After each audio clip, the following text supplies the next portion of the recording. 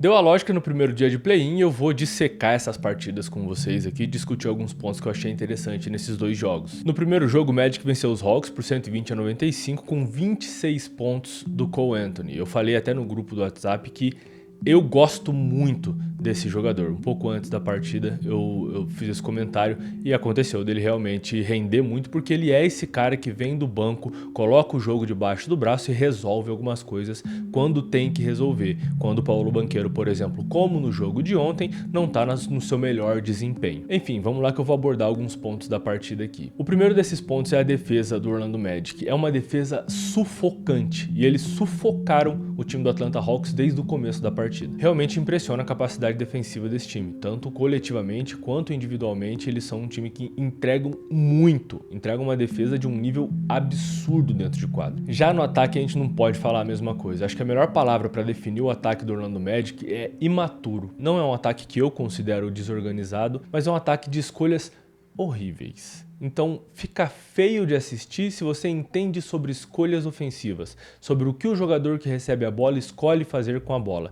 É um time imaturo realmente. Eu acho que a falta de experiência é o que torna esse ataque um ataque que não é um ataque bonito de se ver. E é até normal, né? Um time que não tem tantos veteranos assim, eu só consigo pensar no KCP de imediato como um veterano, que é um cara que é um veteranaço, tem 2 títulos da NBA já, mas tirando ele, o restante dos jogadores não são caras que principalmente têm experiência de playoffs, assim. Então a coisa, quando complica um pouco ofensivamente, a maturidade ela entra muito na discussão. Então por isso o time do Orlando Magic deixou a desejar nesse quesito, mas defensivamente eles compensam isso, de fato compensam isso. Só é um problema para o Magic o fato de que esse ataque foi suficiente para vencer os Hawks, mas será que ele é suficiente para vencer jogos daqui para frente? Porque o ataque é importante, a gente gosta de falar que a defesa vence campeonatos e por isso times defensivos chegam bastante longe na pós-temporada, mas contra times de excelente defesa também, você tem que atacar, e se você não consegue atacar bem, se você faz escolhas ruins, esses times vão capitalizar em cima dos seus erros ofensivos. E eu comentei sobre a pontuação do Cole Anthony aqui, ele foi o maior pontuador do time do Orlando Magic na partida, e depois dessa defesa sufocante, o banco foi o principal fator para esse time do Magic conseguir realmente vencer o jogo. O banco do Atlanta Hawks fez 30 pontos, o Cole Anthony sozinho fez 26. E como prêmio por ter vencido essa partida, agora o Orlando Magic pega o Boston Celtics, e era justamente isso que eu queria dizer quando eu falei sobre o ataque do Magic. Ele não é suficiente para passar pela defesa do Boston Celtics, ao mesmo tempo em que eu penso que a defesa do Orlando Magic não é suficiente para parar o ataque do Celtics em 7 jogos. Acho que todo mundo meio que já sabe o resultado. E tem um cachorro latindo aqui, ó. Se isso vazar no vídeo, desculpa, mas parece que o cachorro tá aqui na minha janela, flutuando, porra. Sobre os Hawks, meio que não tem muito o que falar. O time foi, de fato, refém da defesa do Orlando Magic. O ataque passa inteiro pelo Trae Young. Quando o Trae Young não tá em quadra, e nos pouquíssimos momentos que ele não teve em quadra nesse jogo, a coisa é horrível. Mesmo quando ele tá em quadra, você vê a mesma ação ofensiva sendo feita repetida e repetidamente, sem ajuda nenhuma, tudo passando e dependendo do Trae Young. Isso é complicadíssimo. E durante a partida, inclusive, eu fiquei curioso e fui procurar, porque estava muito feio de ver esse ataque tão centralizado no Trae Young. Acontece que com o Trae Young em quadra, os Hawks tiveram o 5º melhor ataque da temporada, regular agora, né? E sem o Trae Young em quadra, eles tiveram o 5º pior ataque dessa temporada regular. E o cachorro segue latindo, puta que pariu. E eu acho que essas limitações do elenco foram justamente o que frustraram o Trae Young durante a partida. Gente, é só se parar pra pensar que o segundo maior pontuador do seu time num jogo único é o Georges Niang. Não dá pra você vencer partidas com a sua segunda opção sendo o Georges Niang. Com todo respeito ao Georges Niang, que é um jogador da NBA, é um cara que já passou inclusive pelo Philadelphia 76ers, time que eu torço, eu gostava muito dele, mas não dá. Simplesmente não dá. E aí, em algum momento, o Trae perdeu a cabeça, não conseguiu segurar a onda de estar tão frustrado assim, levou 2 técnicas, foi ejetado do jogo. É inaceitável ele ser ejetado dessa partida. Ele é a estrela desse time, ele tem que segurar a bronca tanto mentalmente quanto dentro de quadra. Eu acho que justamente por não estar conseguindo segurar essa bronca dentro de quadra, ele deixou o mental espanar. Os Hawks agora esperam o vencedor de Miami Heat e Chicago Bulls e tem uma outra chance de ir para os playoffs ainda. Então não tá tudo acabado, mas esse clima que ficou é pesado. Eu acho que isso vai contar mentalmente para o time na próxima partida. Mas vamos lá, Grizzlies e Warriors. Os Warriors venceram por 121-116 numa partida onde eles tiveram muito mais trabalho do que eu achei que eles teriam. O time chegou a ter 20 pontos de vantagem durante a partida e Jimmy Butler e Stephen Curry somaram para 75 pontos dos 121 da equipe, sendo 38 aí do Jimmy e 37 do Stephen Curry. E no fim das contas foi um jogo estranhamente equilibrado. Sobre os Grizzlies, defensivamente, essa foi uma das partidas mais imbecis que eu já vi esse time fazer. A indisciplina defensiva do Jaren Jackson Jr. em relação a faltas e do Desmond Bane no mesmo quesito é imperdoável, gente, desculpa. O Desmond Bane é uma das peças ofensivas mais importantes da equipe, ele não pode se dar ao luxo de fazer 2, 3 faltas completamente idiotas e sem a menor necessidade, porque o time depende dele ofensivamente. E com ele fora de quadra, ele, por exemplo, foi o maior pontuador do Memphis Grizzlies nessa partida, então com ele fora de quadra, o time tem problemas ofensivos. A mesma coisa acontece com o Jaren Jackson Jr., com o adicional de que sem ele em quadra, o Zach Edey acaba tendo que ter muitos minutos. E nesses minutos que o Zach Edey teve em quadra, o time dos Warriors conseguiu explorar a bola de 3 em cima dele, porque ele é um cara que não vai sair na linha dos 3 para marcar qualquer que seja o jogador ali. Então até o Gary Payton meteu 1 ou 2 bolas nessa situação aí, o Jimmy Butler, se não me engano, conseguiu guardar outra bola também nessa situação. E ceder bolas de 3 pontos pro Golden State Warriors, eu acho que não é nem de longe o melhor cenário que você pode estar dentro de quadra num jogo único. Eu pessoalmente gosto bastante do Zach Edey, mas nesse jogo, que agonia, cara. O cara não conseguia segurar a bola. Eu acho que o Victor Wembanyama, o Chet Holmgren, o próprio Kevin Durant deixaram a gente mal acostumado com jogadores tão altos que tem tanta habilidade com a bola.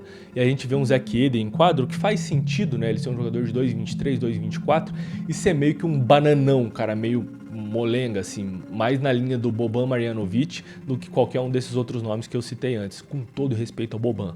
Te amo, Boban. Te amo. Tá, ofensivamente, o time entregou pontuação, né? 116 pontos, é uma boa pontuação, mas não entregou organização. Foi um jogo estranho de assistir da parte ofensiva do Memphis Grizzlies. E também sobre outros quesitos que eu vou citar já já. Mas o time jogou, pelo menos ofensivamente e defensivamente também, vamos lá, como um time que demitiu o técnico faltando 9 jogos para terminar a temporada regular, porque foi exatamente isso que aconteceu. Enfim, o time de Memphis agora pega o vencedor entre Kings e Mavericks e, na minha opinião, tem tudo para conseguir vencer o vencedor dessa disputa e ir para os playoffs. Falando de Warriors, eu começo com uma pergunta. Como é que depois de tudo isso que eu falei, os Warriors quase perderam essa partida? E eu tenho algumas sugestões de explicação para esse questionamento. A primeira sugestão é a minha análise sobre o Memphis Grizzlies está completamente errada. Eu assisti o jogo de uma forma burra e os Grizzlies não jogaram tão mal, não cometeram tantos erros quanto eu imaginei que tivessem cometido. Eu não acho que seja o caso, mas eu não vou estar certo em todas as vezes. Então me diz aqui nos comentários se você acha que eu analisei mal esse time do Memphis Grizzlies, porque para mim foi um time desorganizado em quadra de fato. A segunda opção para os Warriors quase terem perdido a partida para um time desorganizado, na minha opinião, são as rotações do Steve Kerr. Eu cheguei a torcer para que os Warriors realmente perdessem, por conta do Steve Kerr. Primeiro porque eu sou bairrista e eu quero ver o Gui Santos em quadra. Depois porque eu não sei porque o Kuminga não jogou, alguma coisa está acontecendo nos bastidores, não faço a menor das ideias, enfim. E também porque as rotações não faziam sentido de fato. Quando o Gary Payton saía de quadra, por exemplo, ele colocava o Brandin Podzinski. E eu entendo a necessidade de você ter mais um arremessador ali dentro de quadra, mas se você tira o Gary Payton e você quer manter a intensidade defensiva dele, é muito melhor você vir com o Gui Santos, que entrou em quadra e trouxe energia para dentro de quadra, e vindo do banco isso é muito importante. É muito importante na pós-temporada você ter um cara que vem do banco e coloca energia dentro de quadra. Ele liga Duracell ali no time, pô. Seja em momentos em que o time já tá numa intensidade alta, porque aí o cara já entra na intensidade do time, ou em momentos em que o time tá numa intensidade baixa, porque o cara entra e xinga 2, 3 caras na cara ali, vamos porra, vamos fazer, e briga por um rebote, pula no canto da quadra, que é o que o Gui Santos fez no jogo de ontem. Eu não entendo por que é que o Gui não tem mais minutos nesse time. De qualquer forma, talvez eu esteja exagerando aí, porque no papel os Grizzlies tiveram o 6º melhor ataque da última temporada e os Warriors tiveram a 7ª melhor defesa dessa última temporada também.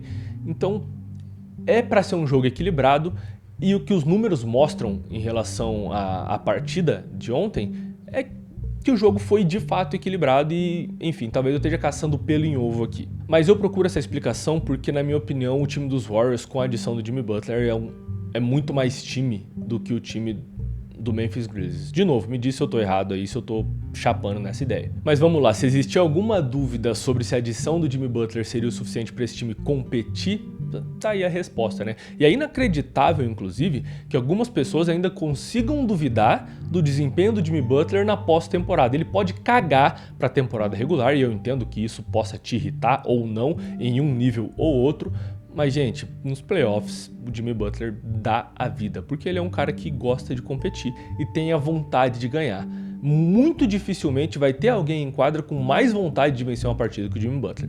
E isso é fundamental dentro de uma equipe. E eu não acho que seja necessário falar sobre Stephen Curry. Tudo que eu posso falar sobre ele tá nesse vídeo aqui. É ridículo, não faz sentido, é o maior arremessador da história desse esporte. Tá, para além de tudo isso que eu falei, eu preciso fazer um comentário. O Draymond Green é um dos seres humanos mais insuportáveis que existem na face da Terra.